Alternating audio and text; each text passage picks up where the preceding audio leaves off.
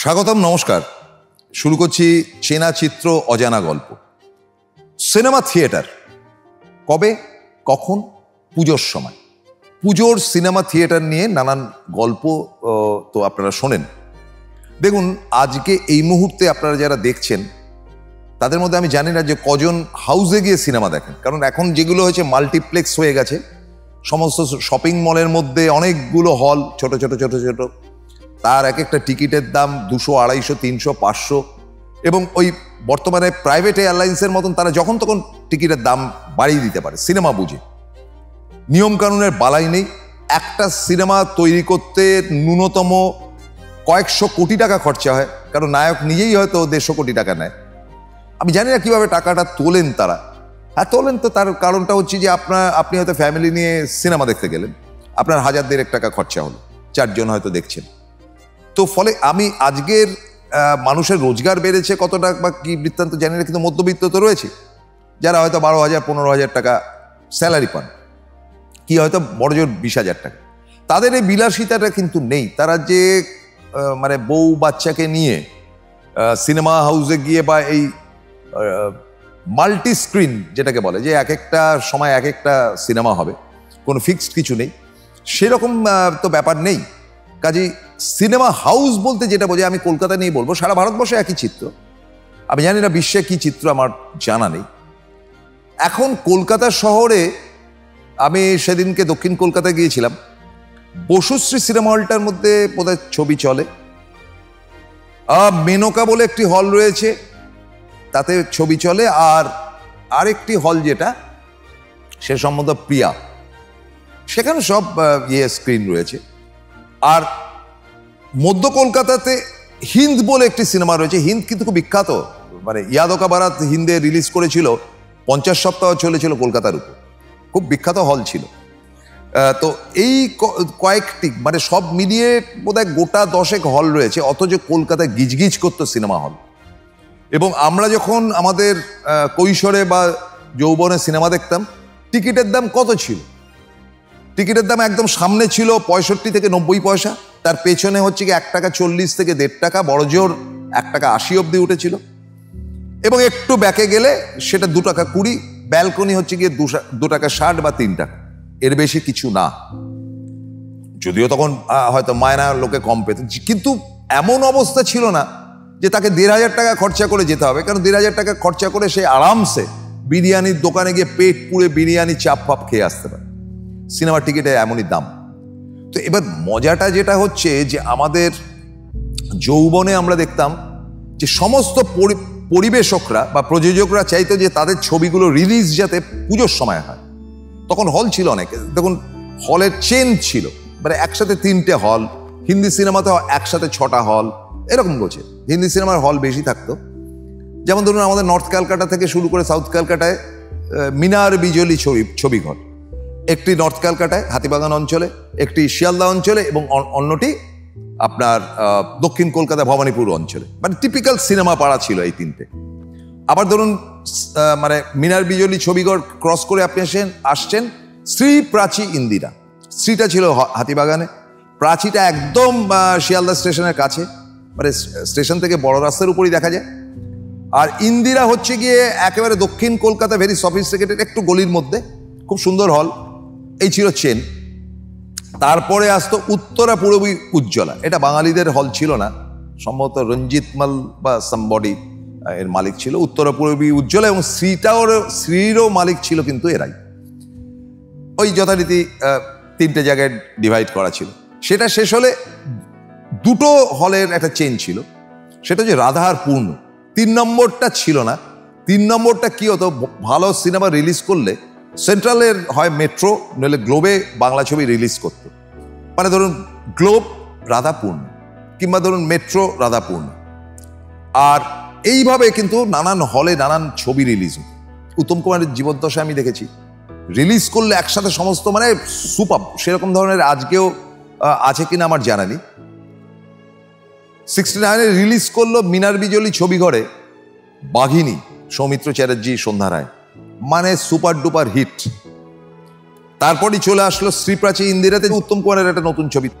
তারপরে উত্তরা পূর্বী উজ্জ্বলাতে মানে dam superhit একটি ছবি রিলিজ করলো চৌরঙ্গি।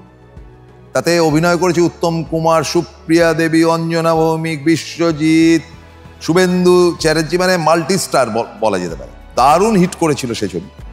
তারপরে রাধাপূর্ণতে রিলিজ করেছিল অদ্বিতীয়া, সর্বেন্দ্র এবং মাধবী। আর রূপবাণী অরুণা ভারতীতে রিলিজ করেছিল 3 অধ্যায়, উত্তম, সুপ্রিয়া, সন্ধ্যারা। তো এটা আমার মনে আছে, এই কারণে তখন আমি স্কুলে যেতাম, স্কটিশে এই হলের পাশ দিয়ে যেতে যেতে দেখতাম যে আরে বাপরে বাপ খুব ভিড় হয়, তখন সিনেমা দেখতাম, ওইটা দেখতে মজা লাগতো।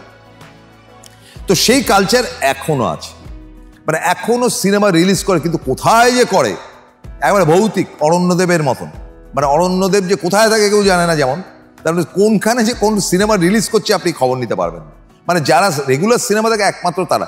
দেখুন আজকের দিনের সিনেমা যারা দেখেন তাদের পকেটে পয়সা আছে, তারা বড়লোক, তারা শহুরে। গ্রামগঞ্জের চাষাভুষো মানুষ বা দোকানদারদের পক্ষে সিনেমা দেখা অসম্ভব ব্যাপার। এবং আমার মনে হয় যে আমার ছবিটা যিনি তুলছেন তার পক্ষেও সিনেমা দেখা পয়সা খরচা করে বোধহয় টাফ। আমার ক্যামেরাম্যান, আমার তো বটেই, আমি বহুদিন বহু যুগ হাউসে গিয়ে সিনেমা দেখিনি, যা দেখি ওই নেট থেকে ডাউনলোড করে পুরোনো দিনের টবিগুলো দেখি। পুরোনো দিন মানে ওই শাহরুখ খানের একটা ছবি রিলিজ করলো হয়তো 1 মাস 1.5 মাস বাদে সেটা ইউটিউবে চলে আসলো, তো দেখলাম। তো এমনটা কেন হবে আমার প্রশ্ন।